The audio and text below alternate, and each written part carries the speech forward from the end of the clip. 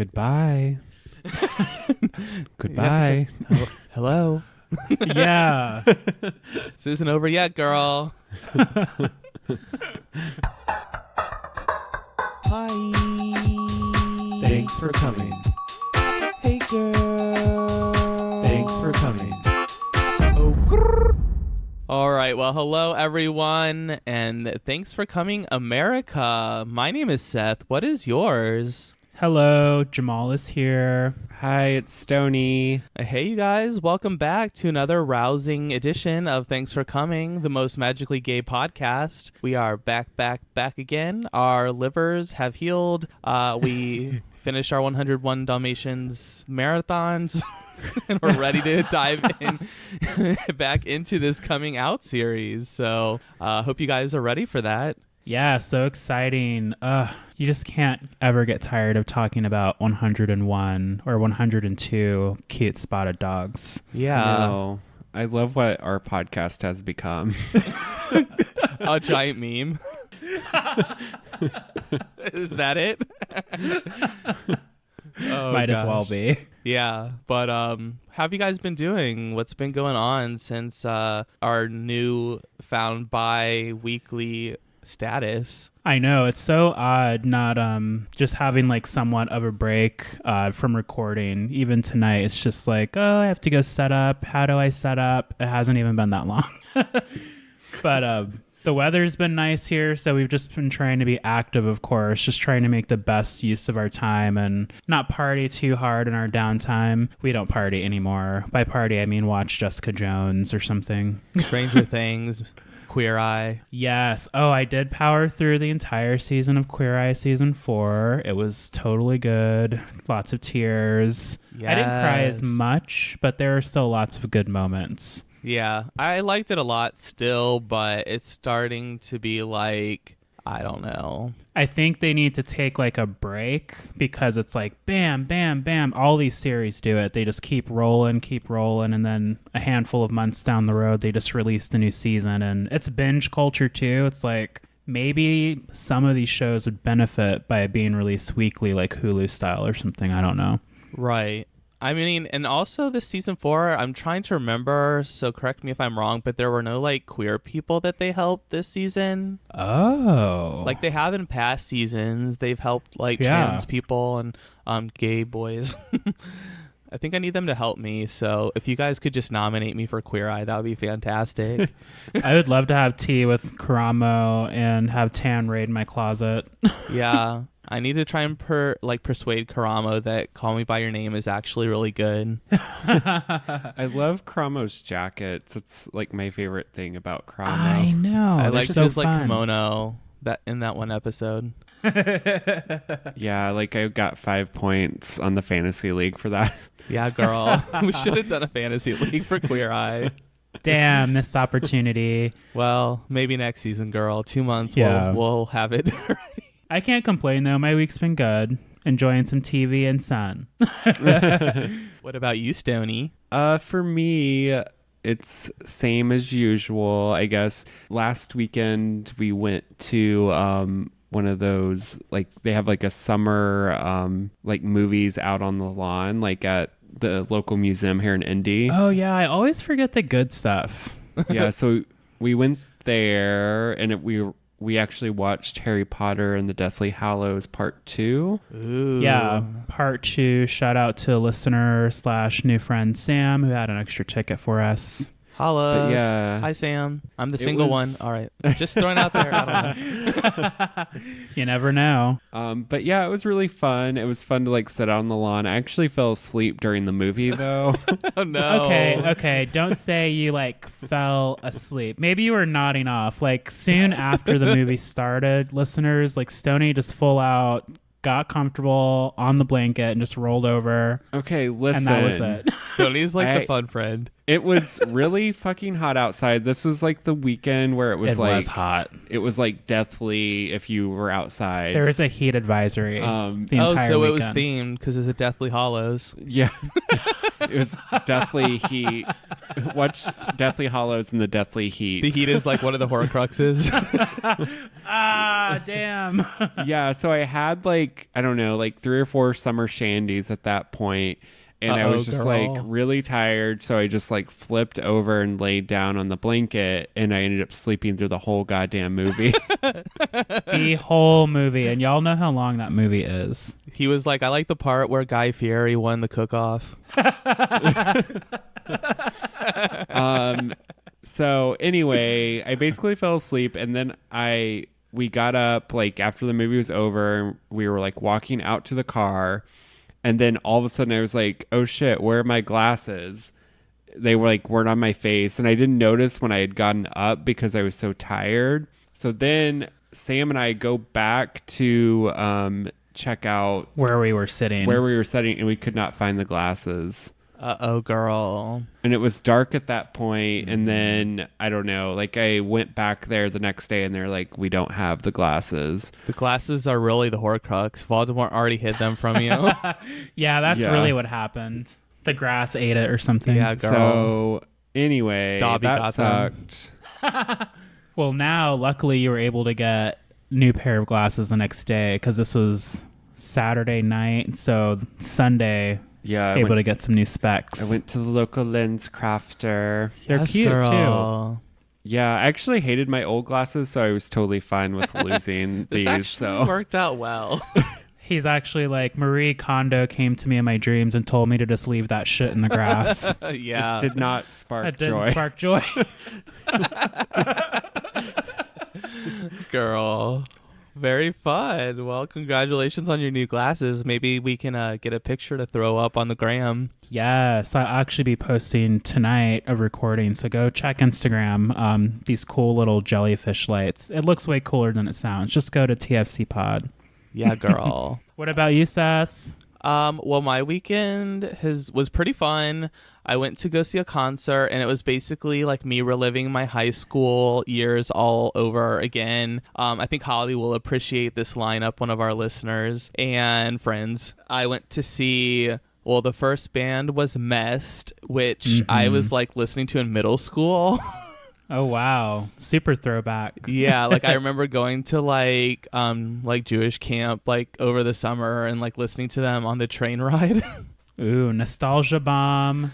So that was fun. They didn't play like their one big song, so I was kind of disappointed, but I like also get it because I'm like old now, so it's been probably like 2 decades of them playing this song or something. Yeah, they probably keep that one in their back pocket to like really snatch a good wig if they need to. Yeah. But it was still really fun. They were still really good. They played another song that I liked. And then next was Real Big Fish. And I've like seen them like 15 times. Like I've seen them a lot. Oh, yeah, I've seen them too, actually. They're real good live. I was surprised they were actually not the headliners. It's a co-headlining tour, but I was surprised they weren't because after their set was over, like a lot of people left. Oh, wow. Oh. And the headlining band that night was Bowling for Soup, and Nice. they were good. There was a lot of talking in between songs and like kind of like inappropriate humor that like I probably would have appreciated had I seen them like 20 years ago live, but now that we're all like older and more grown up, it's just like borderline creepy. Yeah, and the same jokes don't land the way they used to. Yeah, sometimes you have to like evolve, you know? That's right. And don't talk too much. Play the instrument. That's Yeah. what we paid for. Right. But they played Talk on like Twitter. a bunch of songs that I liked. They That's were good. played a song. They were like, we haven't been playing this song live. And it was like a song that I really liked. And I was like, hell yeah, that's sweet. They started playing this song live. Nice. Yeah, they were good. One of the really funny parts during their set was like, I'm sure a lot of you came to hear our one big hit, Stacy's Mom. Oh, hell no. They were like, actually, that's a song by Fountains of Wayne. That's actually not us, but here you Oh, go for the people that no. came for that one. And then they played Stacy's Mom. Holy shit. That's funny. That was great. But yeah, so I had a good show. Of course, that like sort of started my week off kind of on the struggle bus. You know, I'm not the spring chicken that can just bounce back from a late night. And I have really been struggling this week, which I probably complained about too much on Twitter this week, but it's really hard. Yeah, I totally understand. Actually, one thing to add to our weekend, speaking of not being able to get up early, we're good for brunch.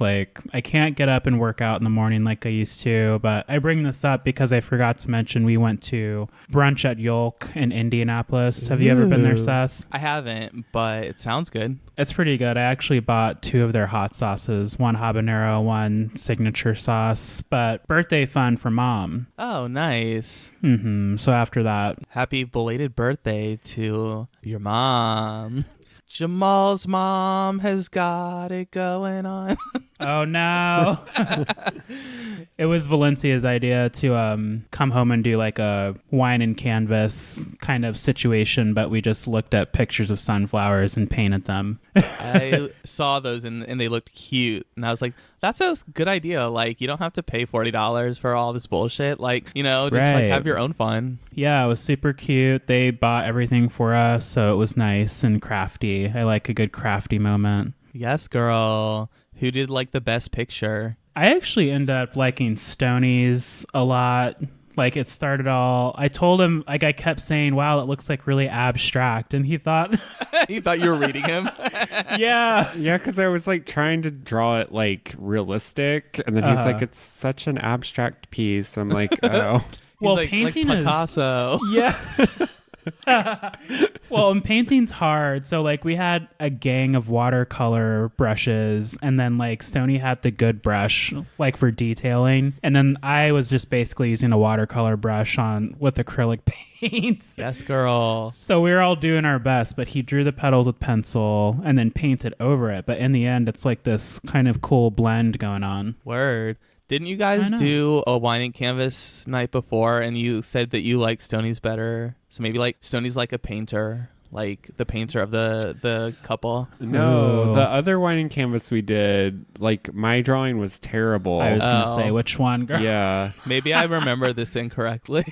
Yeah, no, it was terrible. And then my mom hung it up in my room. She's it's so beautiful, honey.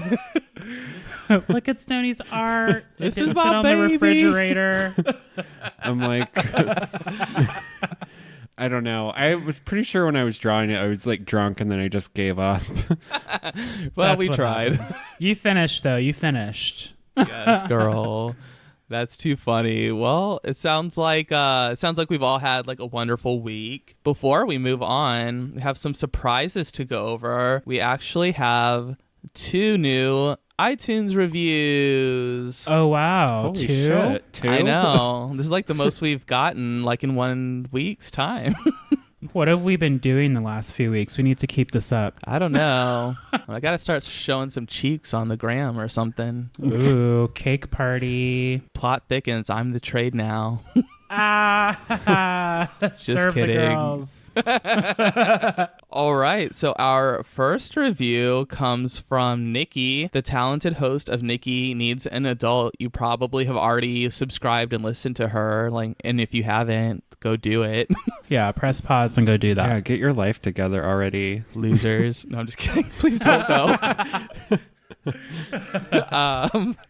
So the subject of her review is love, love, love. This show is amazing. I love all 3 hosts and the way they work together, and this new Drunk Herstory episode was everything. I couldn't think of a better way to celebrate a 100th episode. Heart, Nikki. Thanks, girl. You're so sweet and supportive. Thanks for being there in the Podern family with us and leaving us a cute review. We appreciate that. Yeah, thank you. It's always good to get a review, and we love Nikki, of course. Her podcast is Friend really of the good. pod. Yeah. Friend of the pod. I'm sure her listeners are tired of hearing from Seth and I because we just send in answers to all her DM questions. Same. We're like, oh, pick us. We'll definitely we'll definitely have to have her on again for another show at some point. Yeah, definitely. For sure. Definitely. Thank you, Nikki. Thank you. Our second review comes from the cuties at Macabre Media Podcast. Oh, fun. Yeah, I try and subtly flirt with them in our private messages, but I don't think it's working. Uh-oh, you never know. I know, you never know, Queen. Maybe your magic's working. Yeah, it's not very Winning. subtle.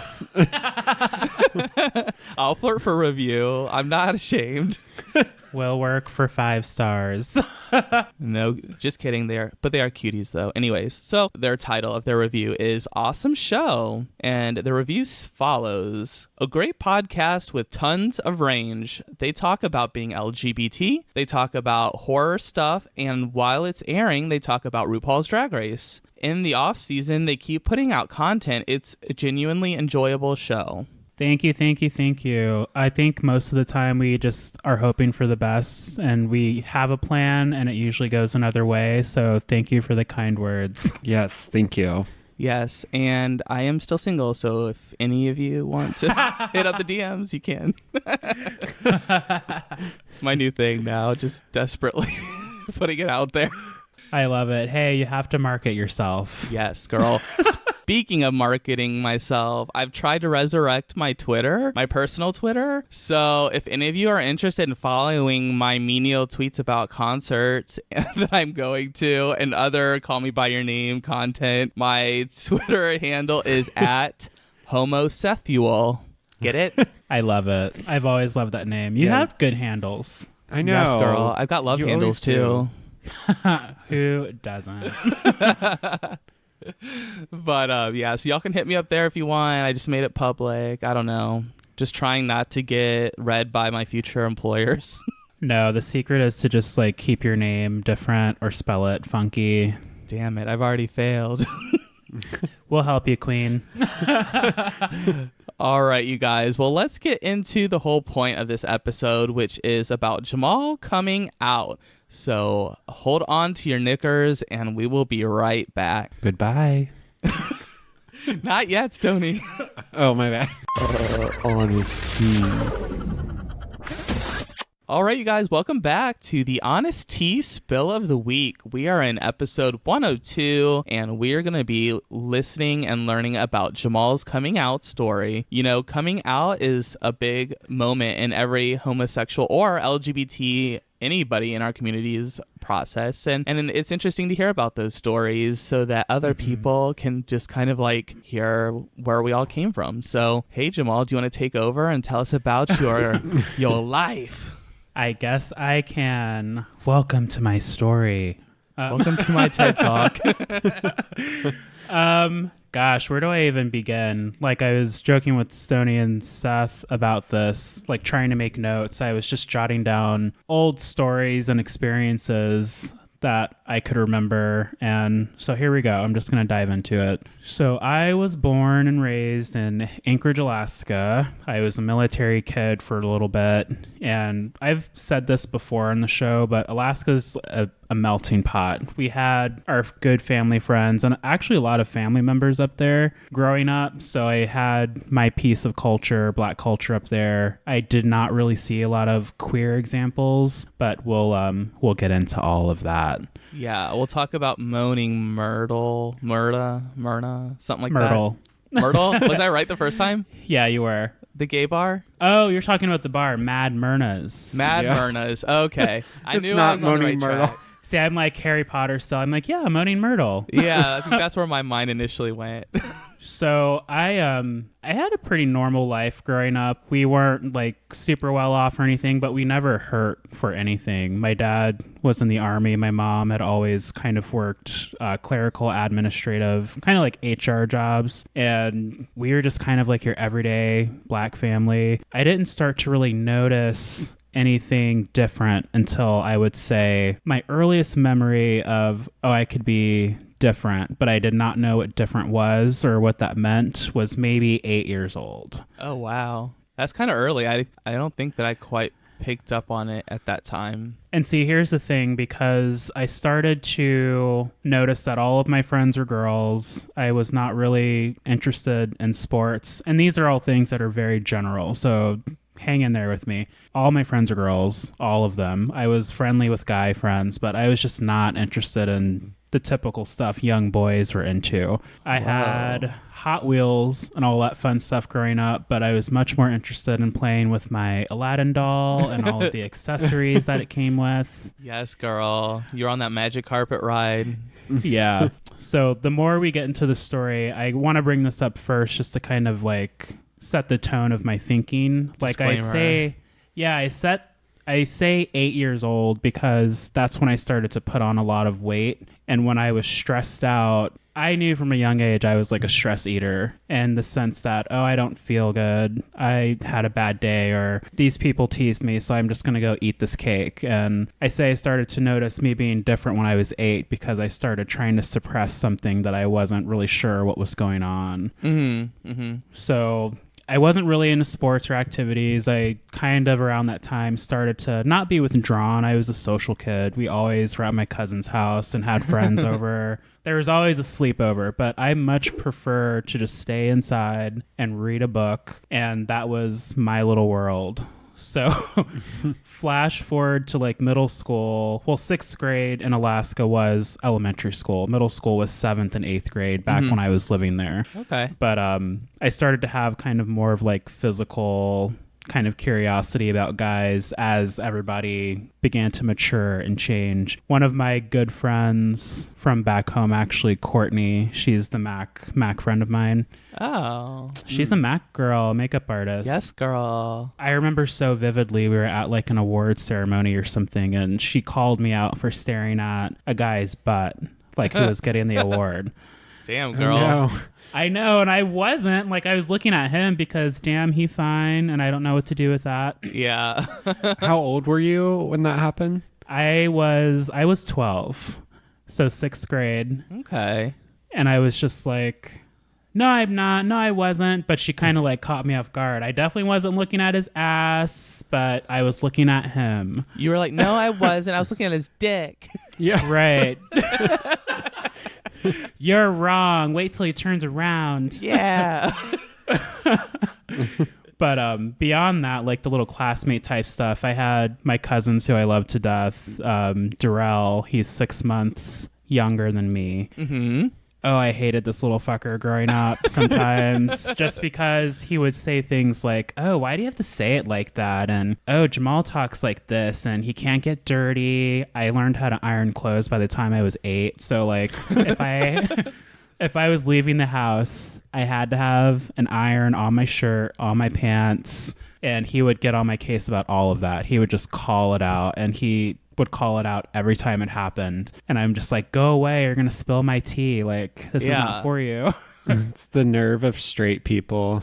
I know, he was such a little monster. It was all in good fun, but when you're going through that and you're just like, oh shit, I can't like tell people that I'm gay. And at that time even, I wasn't saying to myself, oh, you're a queer kid. I didn't know what that meant. Oh, you like boys. I didn't know what any of that meant. So it's just like, I'm different, but I didn't know how to say that. Right. It was, you were trying to figure out how to like express it, like, you know, figure it all out for yourself. Right. And growing up, I was definitely in a performative space. You had your image, especially in the Black military household, of what a man was supposed to look like. I made sure my voice wasn't too high, made sure I wasn't doing this dry fry thing that just happens naturally for me that you hear every week. Yeah. Like, I was trying to hide all of that. I was not a fan of baggy clothes. My clothes fit.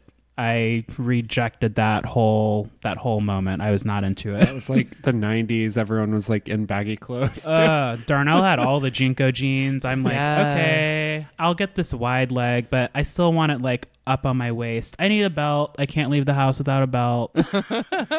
Like, that was very me. So I resisted in my ways and kept my little piece of identity that way. But, you know, baggy button-up shirts. I had on jeans, the Jordans and Nikes, whatever we had. We didn't have like the best, but I was looking like your typical straight, athletic, young male child. When I got into middle school, that all continued. I began playing instruments, so I kind of was able to hide behind my trumpet skills.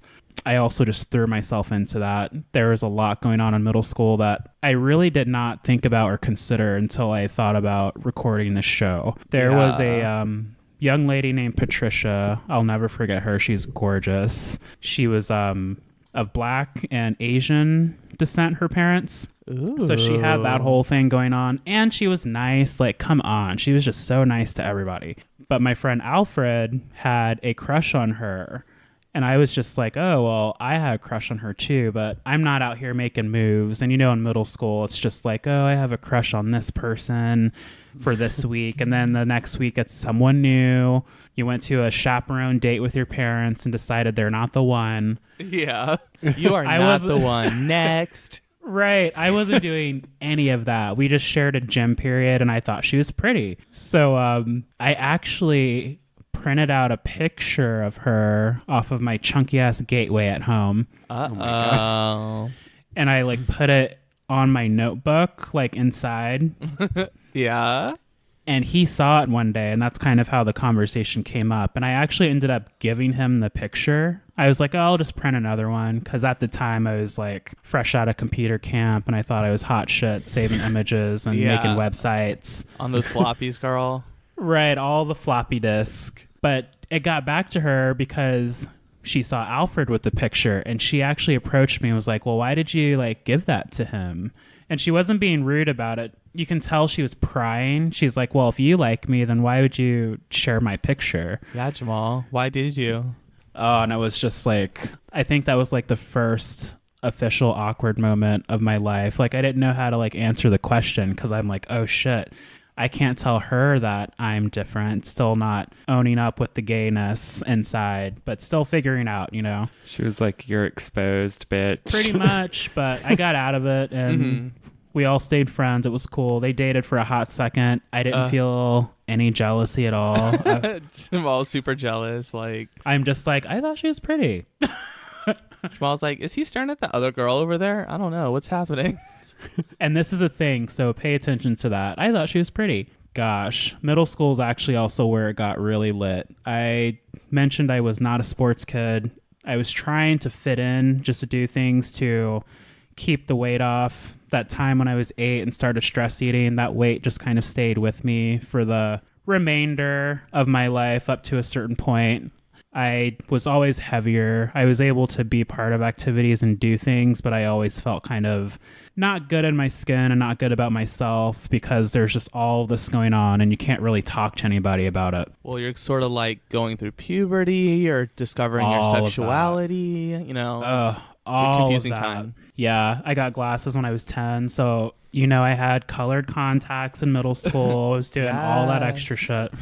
But anyway, I joined sports to try to like lose weight and make friends and try to challenge myself that way. But I was a very sensitive kid, I think. When I think back on it, I tried a lot and put myself out there, but when things didn't really go as planned, I just tended to internalize that. So still in middle school, 8th grade, I joined track and field. Locker rooms are involved in middle school. Hey. You start to see these bodies and people without shirts and baggy jeans on. That's when I knew officially. It's like, okay, I definitely like guys, and this is going to the grave with me. Yes. Hey, boys. But specifically what happened was at a track meet.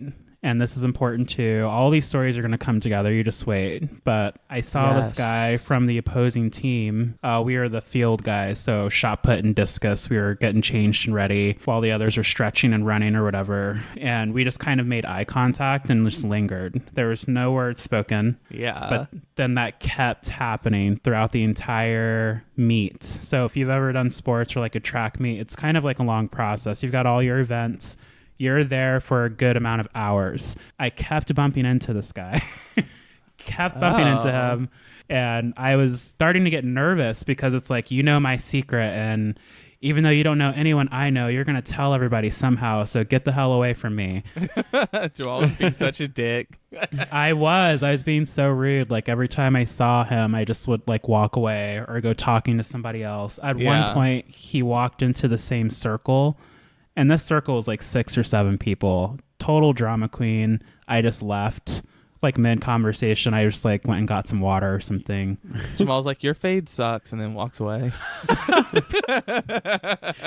Pretty much. I was getting my hair cut every 2 weeks, so. Yes. But yeah, it was just a very confusing time. And that seems kind of like all over the place for the young years, but none of this really came out for me until high school. So I kept with trumpet. That was like my thing. I actually, Seth and I met at IU. That's how I ended up at IU, was playing my trumpet, auditioning for the music school, and that whole process. Yeah, high school was a time because I could hide behind that more.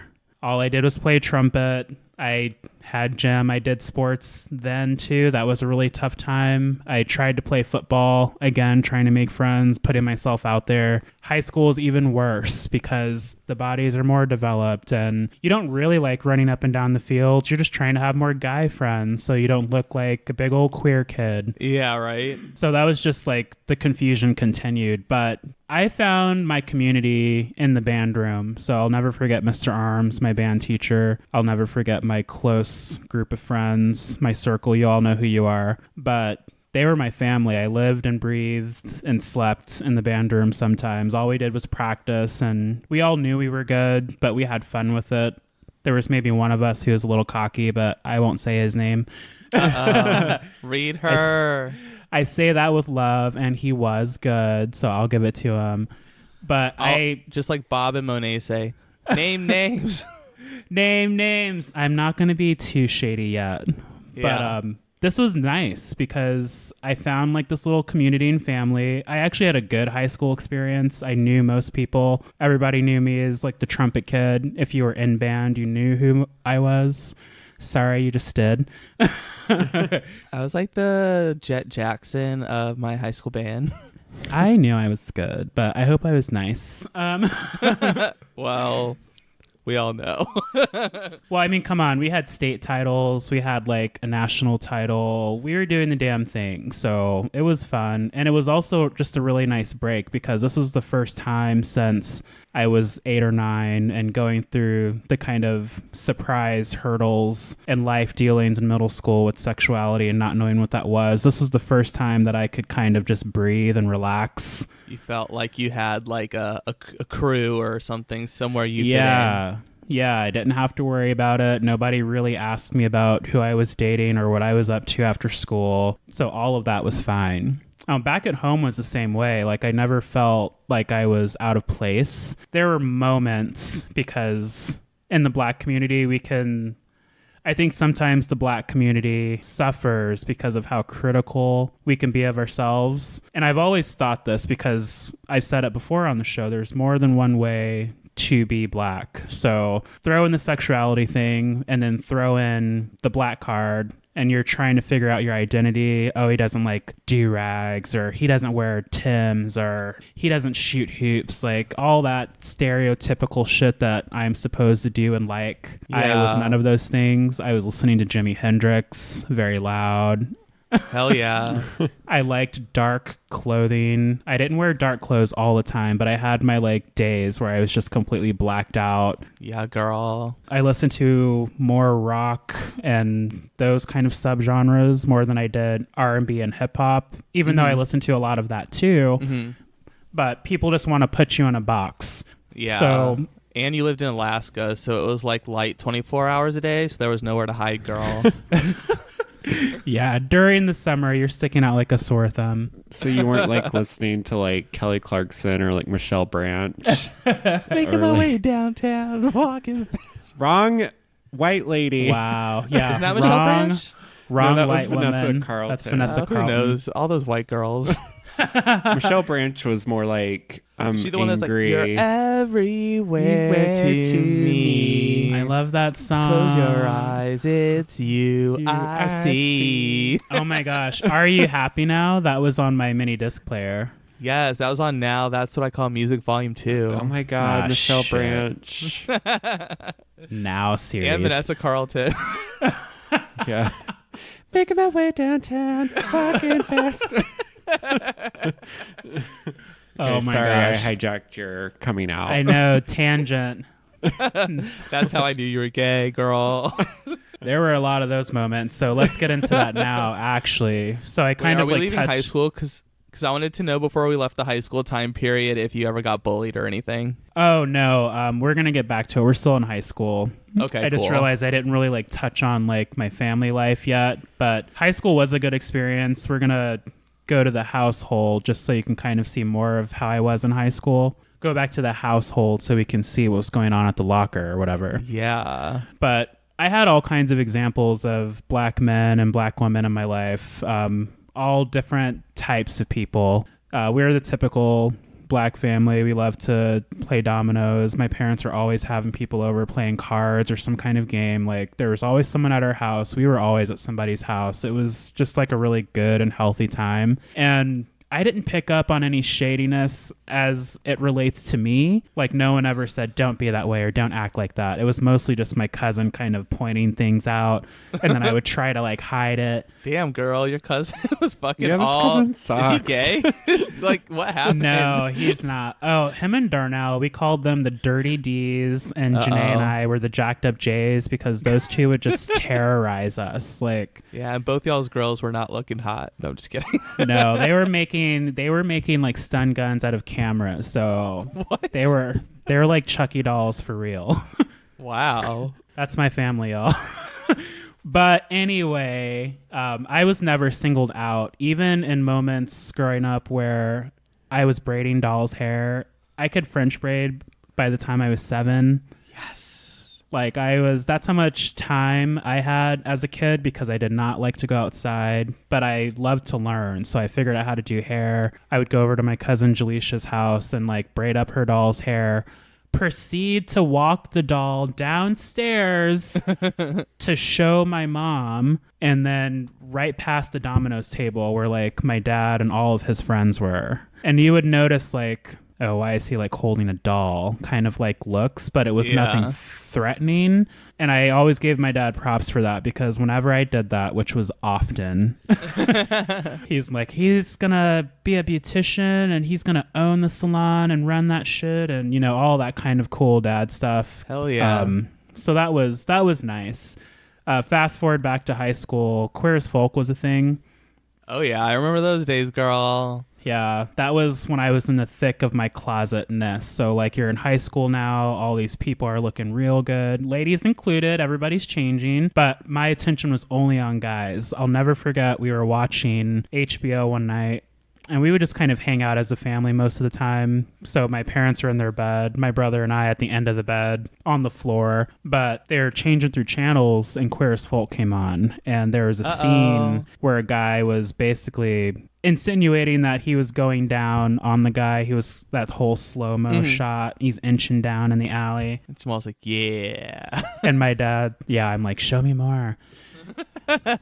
And my dad made a comment. He was like, not my sons. And then I'll never forget my mom was like, well, what if they are? What are you going to do? And that's really like all I remember about it. I feel like that's so progressive, like of your mom, though. Like, It is. like with you not even being out of the closet yet, she's already like, well, what if they are? Right. And like my dad is from Camden, New Jersey. It's not like the rosiest part of the country. Isn't that the murder capital of the world? You know, I'm not too familiar with Camden, so I'm not going to shade them, but we'll ask my dad about that. But that's really the one thing I noticed. When I was 16, my parents started to go through a divorce, and that was just like a really big mess because I was kind of forced to grow up, and that's really when like my sass came in, like the snaps and the neck rolls. That's when I was just like completely done with everything. I can't say that I had like dark moments where I just didn't want to be around anymore or anything like that. But I did consider like running away, but it's like, where are you going to run away to? You're going to come right back home. You have a paper due. You can't do that. It's going to mess up your grades. I was like a very like strict student. Yeah. So I was like, you can try to run away, bitch, but you're not going anywhere really. Yeah. So the divorce really brought it all out of me, just like that angst. And in the end, I figured out my dad and I clashed the way we did is because we're the exact same person. I'm just the gay version. And they are. Yeah. Really, though. But looking back on all of that, it's like that was the moment where it's just like I wasn't necessarily 100% okay with who I was, but I felt like growth as a young adult from that little 8-year-old just swallowing cupcakes because someone pushed you down and called you like sweetness and you weren't sure what that meant. And in high school, I didn't run into any of that, but the divorce like takes you back there because it's like, where is this rage coming from? Yeah. Wow. And I didn't really know until years later, like after college, what that all meant. But it's like, thanks, Trent. That's my dad's middle name, Trent. I call him that when I'm teasing him. Hey, Trent. But he kind of challenged me because it's like the image of a man here. My dad joined the army when he was 17. Like my grandpa had to sign for my dad to join. So that's just kind of the type of man my dad is. And he was always loving, fun, caring, but certain things like around masculinity, or if he saw me like overeating, you know, little shit like if you don't stuff that whole thing in your mouth, or where's that going? Like you need to stop that. Little things like that is what impacted me more. But I think what I'm getting at now in this moment is he kind of pushed me to challenge what I thought manhood was, because I had to discover it pretty quickly to protect my family or do what I thought was right in whatever crazy moment. Yeah.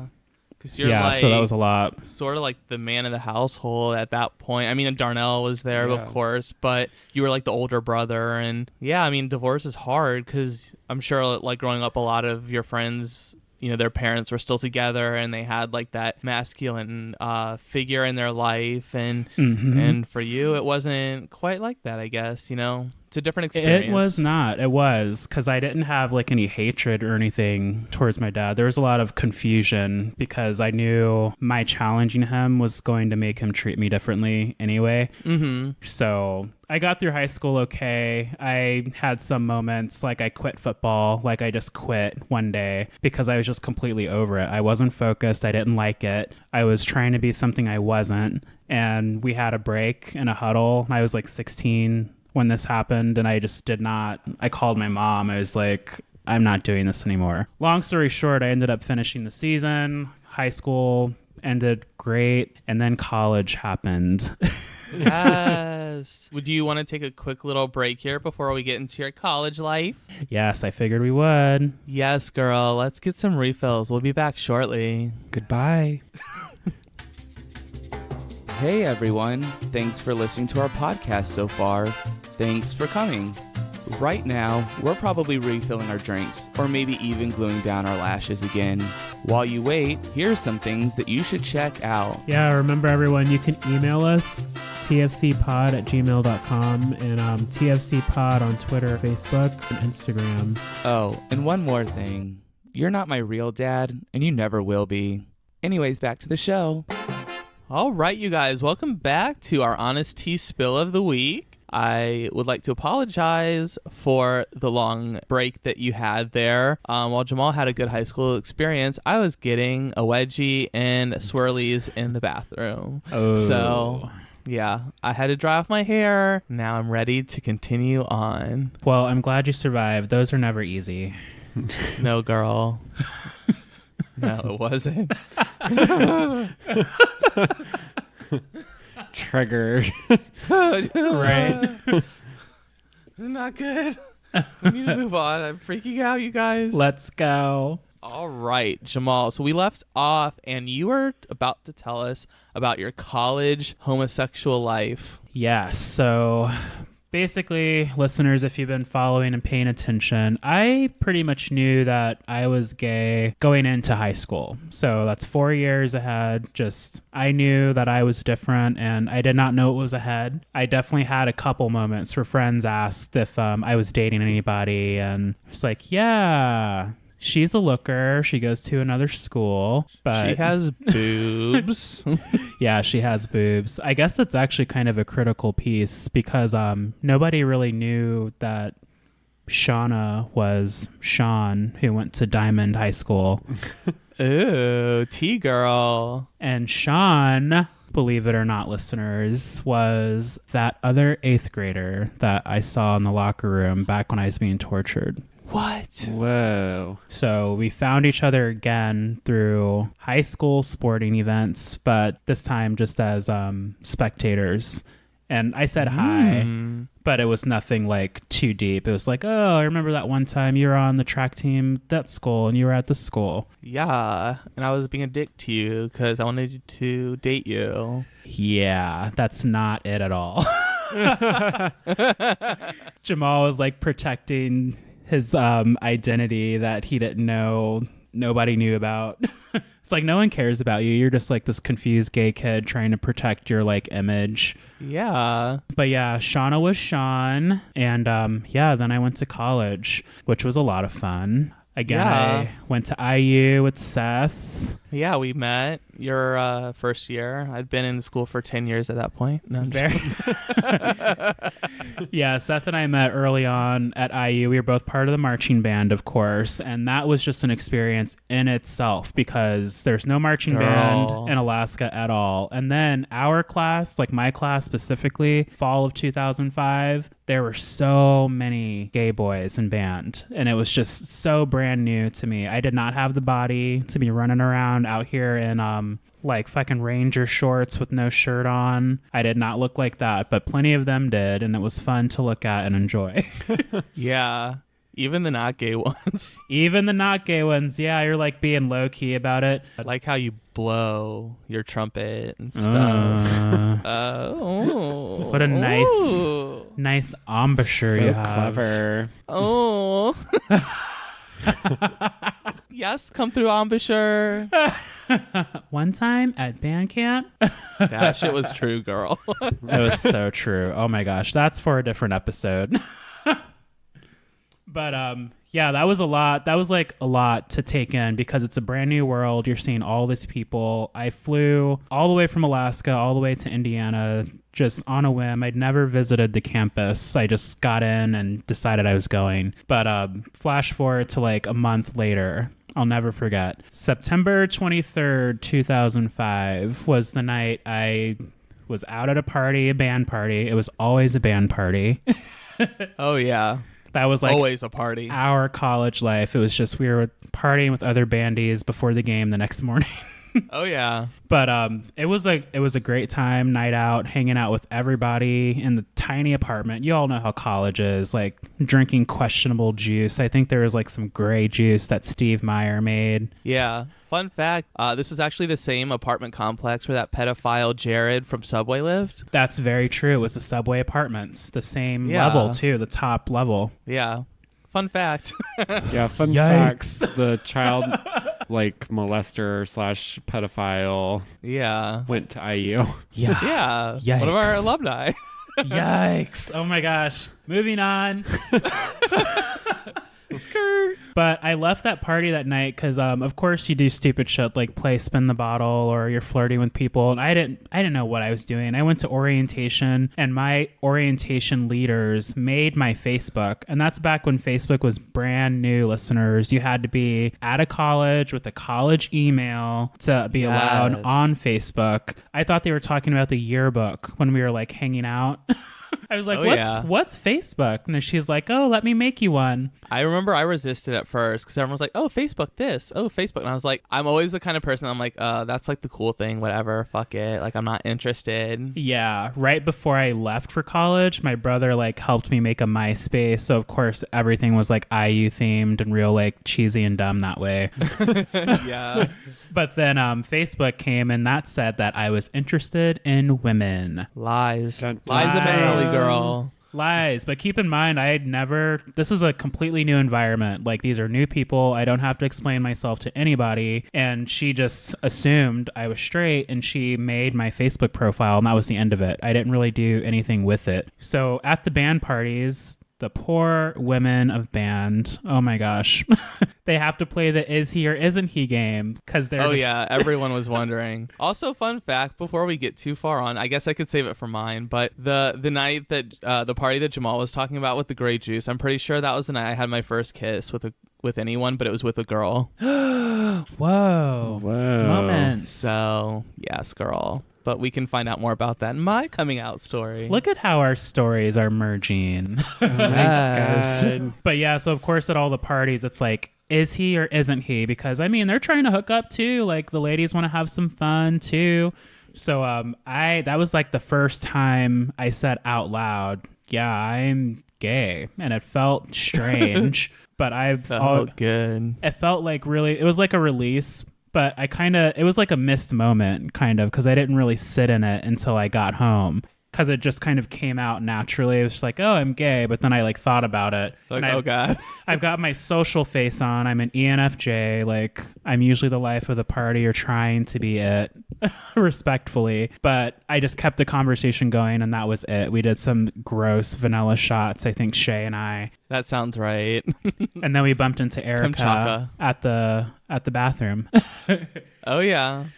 But yeah, I got home the next day. No, that evening I got home, excuse me. And I actually had like a little kiss moment during Spin the Bottle with our drum major at the time. And he was just so hot and had the most gorgeous ass. Ooh. But pretty much I got home and I was just like, you know what? Fuck it. I was drunk enough. I was living in the dorms. I did not have my own computer yet. So I'm doing all of this in like the kind of hangout lounge by the residence desk where you get your mail and stuff. It's like 12 a.m. or something crazy. Alaska's 4 hours behind. There's no one in the lobby. No one's there. So I get on the penis.com. No. Yes. Does that exist? Penis.com? Yeah, that was a thing. If you guys are listening, go to penis.com and let us know. Tweet us and let us know. I'm actually going there now. That's Find how definitely a audience thing. Like I participation here. didn't talk about it, but they were definitely like in middle school and I was curious. I definitely went to penis.com and enjoyed a lot of Oh. pictures. You can actually buy the domain now for $2.5 million. Oh, look at that. Oh, work. Let's start a GoFundMe, girl. That's from all those pictures and QuickTime videos. How fucking cool would that be, though? If people are like, oh, how can we find your podcast? It'd be like, go to penis.com. You'll find everything there. That's amazing. But I mean, I would love that so much. You don't have I would love to any put idea. that on a business card. Yes. But anyway, so I got home. I emailed my band circle. One of my friends, I'm not going to say who, one of my friends that I emailed that night recently came out to me. And I thought that was a pretty huge moment because without a doubt, she was probably I didn't hang out with her all the time, but she was one of those warm and fuzzy presents in the hallway. Everybody knew who she was, and she was just very sweet, always supportive. But I thought that was really cool that I just had that power, and I just decided to run with it because I did fear that I was going to change my mind. I kind of just left the party, and I just went straight to the computer, and I pulled up my Hotmail, poppymocha@hotmail.com. Yes, girl. And I emailed my circle and just pretty much like, hey, this is it. If you like it, that's fine. If you don't, that's cool too. We can still be friends or not, whatever it said. I wish I had a copy of that email. But then I immediately called like my immediate family. My dad didn't answer. I couldn't get a hold of my brother. My sister's 11 years younger than me. So I was like, Mom, you can talk to her about it if she understands. But everybody was very understanding. Like I had a pretty positive actual coming out moment. And it was the night before a game. So I was like, oh, this isn't bad. And you just kind of go through the motions as far as like, okay, everybody knows what now. Yeah. So I'll never forget the next day at the game, I called my dad on the break. I couldn't get a hold of him the night before. So I told my mom, go ahead and tell Dad you can check in with him and talk about it, whatever. He didn't answer. I didn't want to leave a voicemail. So I called him. And at the time, my verbiage was wrong because I had said something to him like, that's what I decided. Because we all know that being queer is not a choice. Mm-hmm. But then he had said some sideways But in shit. the moment, you were like... Yeah. In the moment, I'm like trying to sell myself to like my dad, right? I'm like, I'm still me. It's still me. But You're like, you're basically like, I'm trying to make an informed decision here, you know, sort of. Pretty much. So I'm pretty sure I lied and said that I had slept with a girl and it wasn't my thing. And then he asked... No, it wasn't that great. You know where that lie came from? Because I got so mad that he asked me if I'd tried a prostitute. Jesus. Good Lord. You're like... Should I have? And my dad and I are in a great place today. It took a while for us to get there. I'll touch on that lightly after this part, but yeah, that was that. And then I started to just kind of take each day at a time. My dad was really the only one in my experience that took some getting used to with the whole thing. When I went back to Alaska for my first Christmas break, of course, all of my friends were pretty great about it, because at the time it was a big thing to say, oh, that's gay, like in a derogatory way. And my being a smartass, somebody said, oh, well, does that bother you when I say that? It's like, I guess it doesn't bother me, but just like, how does that sound? Like, what would it sound like if I said, oh, that's so straight? Yeah. And then that was like the end of that.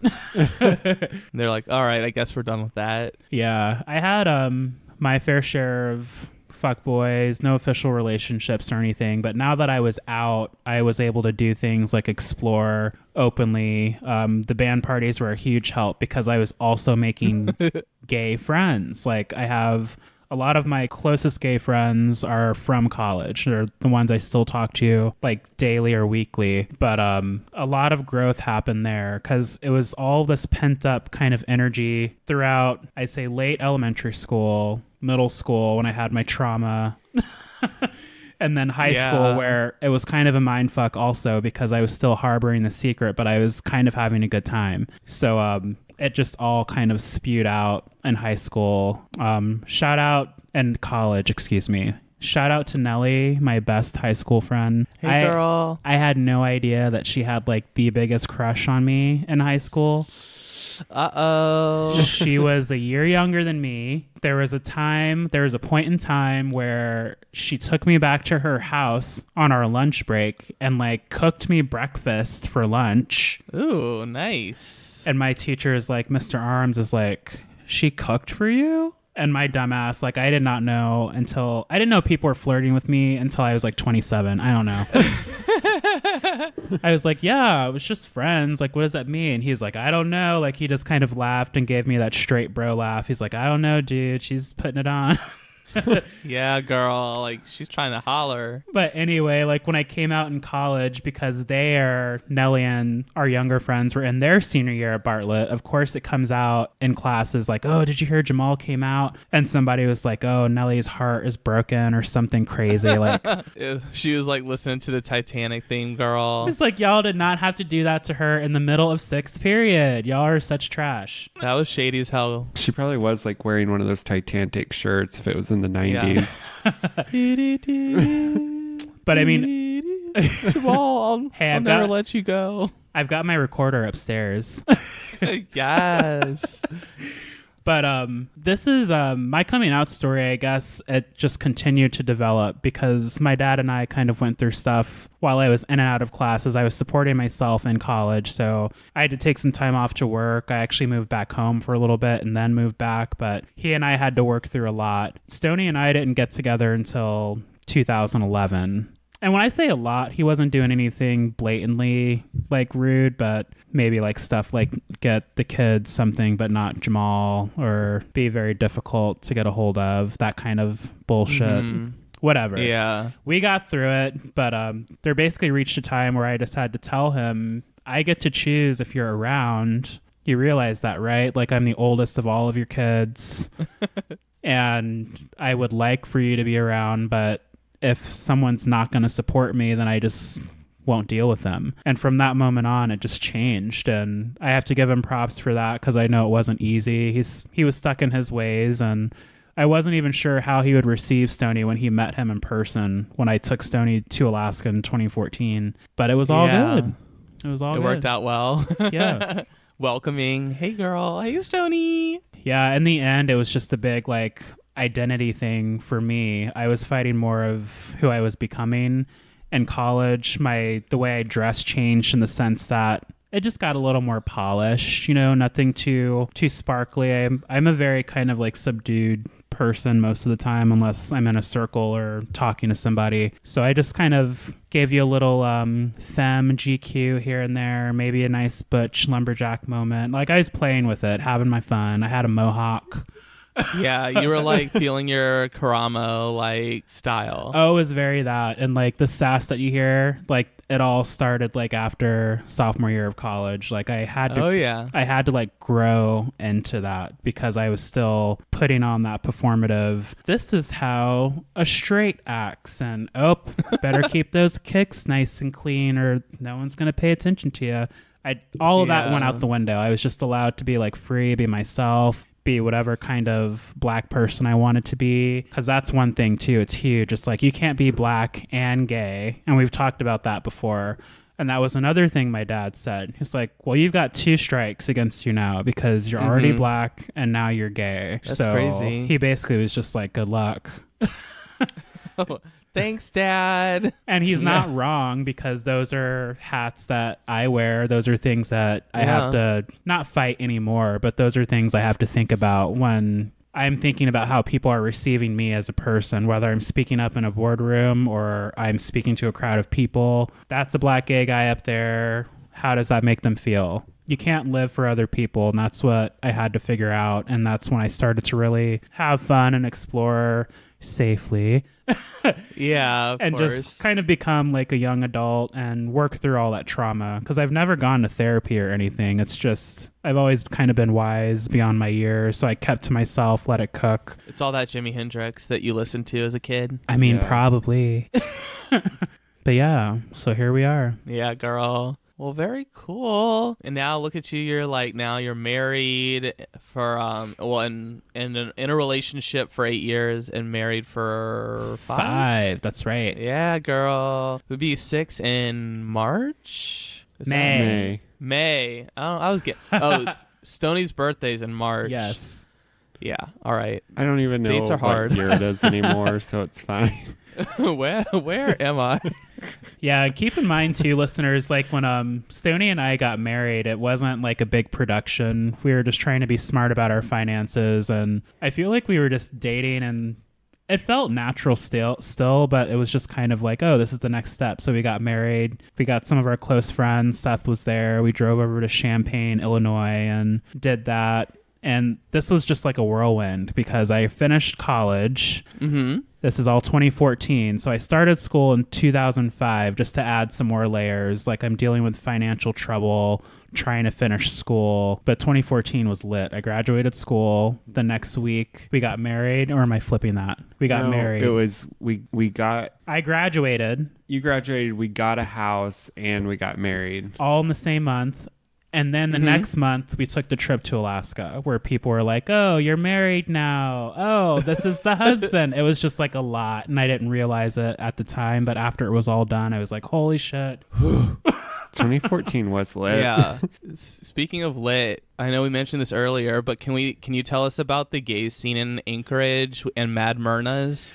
Oh, yeah. Sorry. And I need to I've got my throwback trade for you too. But Yes. Back when I was living in Alaska, I moved back home in 2009. So if you do the math, I was there from 2005 to 2009. It was a really hard time because a lot of my friends are graduating. And college is not like high school, but you don't know that at the time, especially when you've just been groomed to do well in school and be smart so you don't have to worry about the color of your skin holding you back. And now it's like, oh, you're black and you're gay and you can't finish school because you're also poor. So what do you do with all of that?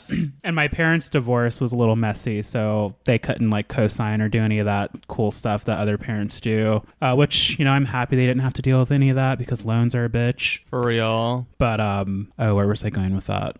Oh, were you talking about moaning Myrtles? Oh, yeah, Mad Myrtles. Myrtles. Oh, shit. Oh, yeah, thank you. Come on, girl. I moved back home in 2009, and that's really when I started to get out into the gay bars because, believe it or not, there were spots in Bloomington, but they weren't as lit as Mad Myrna's. They were a good time, but I moved back home. I was kind of in a dark place because all my friends were graduated and I wasn't, and people were moving on doing cool stuff, and I was just going back home to work at FedEx and work at a liquor store part-time. It was just not what I wanted to be doing, so I was depressed for a handful of months. But going to Mad Myrna's, I would go alone, and I ended up making some friends, and work friends started going with me, and it was such a really cool bar for Anchorage because it had 2 whole rooms. There was a dancing room, there was a drag room, the bar was in the center. I love a bar with a pool table. There was a few.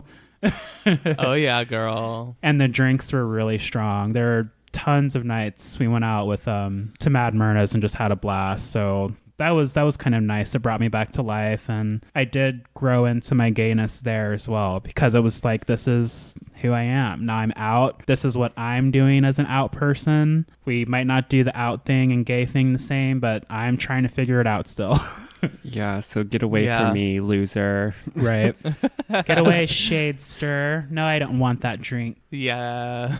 I always think of Jamal because there's a drag queen here. I talk about her a lot, London Bradshaw. And I don't know if London's from Anchorage, but does have lots of drag friends in Anchorage. So sometimes London goes to perform at Mad Myrna's. Oh, that's so cool. Yeah, so whenever I see like the post like that London is in Mad Myrna's, I'm like, oh, Jamal, and I'll like look at the pictures and the stuff that Yes. she'll post. I'm like, oh, that's like what Jamal, like where he was. I made the drag queens attack Stony, my friend Angelica and I, when we took him to Mad Myrna's, and they brought him up on the stage and harassed him a little bit. Yeah, they made Yeah, me do girl. like freaking push-ups, and I was like way out of shape then too, and I was just like, I can't do these. You're like, I'm gay. Sorry, I don't do push-ups. Oh, it was fun. Maybe I'll find the clip of that. Yeah, let's Maybe. post some of the throwback footage. But yeah, in the end, I had a good coming out experience, and I was always supported. Luckily, I know everybody's story is not like that. So when we do things and like answer questions about our time, it always comes back to my like kind of struggle with identity and just trying to balance being like, you're just groomed to be a certain way. Like I was a 4.0 student because my parents are basically like, you have to be 10 times better than everybody. Like no one's going to pay attention to you unless you're doing really well as a black kid. So that was the only thing I was focused on. And you throw being gay into the mix, and I guess I just kind of took it a day at a time. Yeah, look at you now, girl. Here with all of our best Beyonce lace fronts. Yes, girl, living the American fantasy, married, one child. Trying to be the best queer interracial example we can be. Yes. Oh, wow. All right. Well, first of all, thank you for sharing your story, Jamal. Yeah, I thank really you. enjoyed listening a lot to that. I feel like I got to learn a little bit more than I knew. Thanks. I hope it wasn't too scattered. I was just reaching for moments more than, because I didn't have like any of that super trauma. So I was trying to get deep in there for you. Yeah. Yeah. Everyone has their own trauma. For you, it was the divorce mainly, and Yeah, that and kind of course, set it coming to all grips with off. your sexuality. And also yeah. your dad trying to get you a prostitute. Yeah. You're like, can it be a bail prostitute? Yeah, he won't live that one down. Yeah. Well, of course, as in the last coming out with Stoney's episode, we are going to do trade. So why don't you guys just take a deep breath, and we'll be back before you know it. Goodbye. Trade. Trade. Trade. All right, Katya, chill out. Sorry. All right, you guys, welcome back to Trade. And in this trade, Jamal is going to tell us about his throwback retro trade, like who he was attracted to when he was first coming to grips with his sexuality as a child. Yes, I've got a good one for you. Some of you might be surprised. Some of you won't. Most of you probably won't. I'm not surprised. I'm excited. Was it Oprah? It was not Oprah, although I was girl crushing all over Oprah. Was it Phil Yes. Donahue? Was it Geraldo Rivera? Oh, definitely not. Hell no. Ugh. Was Oh, it Sally gosh. Jesse's So- glasses? Just kidding.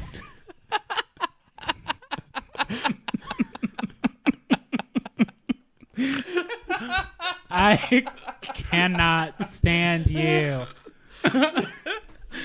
Go run into the streets. Stoney's doing the most right now, you guys. Make sure there's a car coming before you go do that. Oh, jeez. Oh, Tell us goodness. tell us your trade, girl. My trade is Ryan Felipe. Ooh, from yeah. Cruel Intentions. Of course, because who can forget that pool scene where you saw his nice little cake moment? That stuck Yes, with me. girl. That stuck with me. And that was also very like the look in the 90s.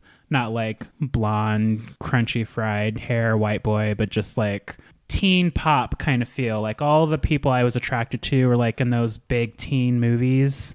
Oh, yeah. I definitely had a crush on Usher, Freddie Prinze Jr., you know, those kind of people. Oh, yeah. Molly Ringwald. Yeah. So my... I love her. Got you. Well, you know, The Breakfast Club is my favorite movie. I have the poster in my cube at work. I loved that episode, like in Queer Eye, when at the end Karamo like, you know, like reenacts the end of The Breakfast Club. Yeah. I saw that, that pop was up on cool. Twitter. I knew exactly where that was from. It's like, yes. Yes. So yeah, Ryan was just like really gorgeous to me. I just thought that he just looked like an everyday person at the time. He aged very well. Yeah, he's like really hot now. He aged very well. Like I'm into it. But honorable mention, Michael Novotny from Queer as Folk, because that's Ooh. totally like if I had a type, if I were to label myself with the type, this person is it. He's short, he has dark hair, and he's cute. It's sort of like that Weird Al song, White and Nerdy. Probably. Trying to catch you white and nerdy. Or I forgot, I don't know, the cover or whatever. Weird Jamal's Al. just picking up trade at the library in the stacks. Hey, girl, mind if I check out Yearbook? Look, it's an anatomy book. Whoa. Let's go to penis.com. Oh my god. I'm pretty sure that penis.com gave my phone like a virus. I would not be shocked. Oh my gosh. I'll never forget looking at that website on that gateway computer, and computers then would like save every picture of the browser. So you had to like go and delete the They're files. like, it's cookies, Delete. bitch. Yeah, you had to go back and delete all of that. I don't think my parents knew about any of that because holy shit. I was basically doing that every day after school for a while. Yeah. All right. Well, I really enjoy your picks of your trade. The theme clearly was bubble butts, so You know it. I'm 100% support of bubble butts. So I will co-sign your trade picks. Thanks, Queen. Oh, signing out of this episode, I realized that we need to do like early on like queer episode because I didn't even touch on like the music I was listening to, like Spice Girls and shit. So we'll have to get into that later. Yeah. Maybe that'll be some off-season content for the future for you guys. Yes, little teaser for you. Yes, girl. All right. Well, thank you guys for listening again to Thanks for Coming, the Magically Gay podcast. And thank you to Nikki and to the lovely attractive men at Macabre Media Podcast. Like super hot hoes. Thank you all. Yes, girls. Thank you guys for the reviews. Feel free to leave one of your own, and then next week or bi-weekly, The next we time you will see read Our us, next episode. yeah, like Dr. Dre. So we'll read your review on the next podcast. And I think next subject matter for our podcast will be my coming out. Yes. So make sure you get your box of Kleenexes and put on your early 2000s emo records because it is going to be a doozy. Well, buckle up, Queen. Yeah, start your engines and may the best woman win. Get that good wig glue out. Yes. All right, you guys. Until then, goodbye. Bye. Did I do it right? Goodbye. Stoney's the best at being a creep.